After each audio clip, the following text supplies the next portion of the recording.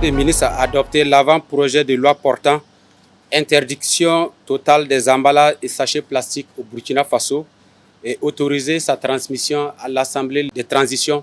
En rappel, face au phénomène du péril plastique que notre pays connaît, aussi bien que les autres pays de la sous-région, il a été voté la loi numéro 017-2014 AN du 20 mai 2014 portant interdiction de la production, de la commercialisation et de la distribution des emballages et des sachets plastiques non biodégradables au Burkina Faso. Après près de 10 ans de mise en œuvre, il a été constaté que ce dispositif n'est pas opérant. En effet, vous êtes tous témoins de la propagation des déchets plastiques dans nos villes et nos campagnes et du préjudice que cela porte à nos animaux. En rappel, 30% du cheptel meurt par ingestion des déchets plastiques et la question de la santé également est en péril. Donc il est apparu nécessaire de réviser cette loi. C'est pourquoi aujourd'hui le Conseil des ministres a adopté l'avant-projet de loi qui prévoit l'interdiction totale des emballages et sachets en plastique avec néanmoins des dérogations.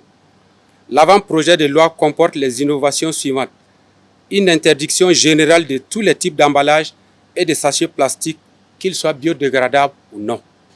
Dans la précédente loi, on parlait de biodégradables en 6 mois. Pour la présente loi, c'est interdit que ce soit biodégradable ou non. Une interdiction de tous les emballages et sachets plastiques à usage unique ou encore jetables. Certainement, certains vont demander, c'est les sachets que nous appelons généralement les sachets noirs. Voilà donc pour dire la terminologie, les sachets noirs sont interdits. Parce qu'après l'utilisation, on les jette directement, ils sont considérés comme jetables. Une hausse du quantum des peines par rapport à celles prévues par la loi en vigueur.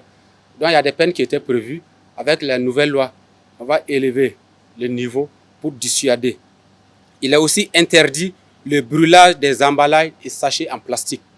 Parce que quand vous brûlez ce type de produits, cela va générer ce que nous appelons les POPs, les polluants organiques persistants, qui vont contribuer à détériorer la santé des populations. Les dérogations prévues par l'avant-projet de loi sont pour les produits industriels directement conditionnés dans du plastique. Il s'agit de l'eau préemballée par exemple, il s'agit du lait qui sont dans des emballages en plastique. Donc ces types d'emballages sont autorisés pour conditionner les produits. Néanmoins, des dispositions sont prises pour que ces emballages qui sont autorisés, il y ait un traçage dans la gestion de ces déchets-là.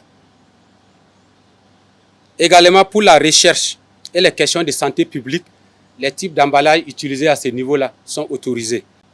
En interdisant tout type d'emballage et sachets en plastique, il est mis en exergue la promotion des alternatives au plastique.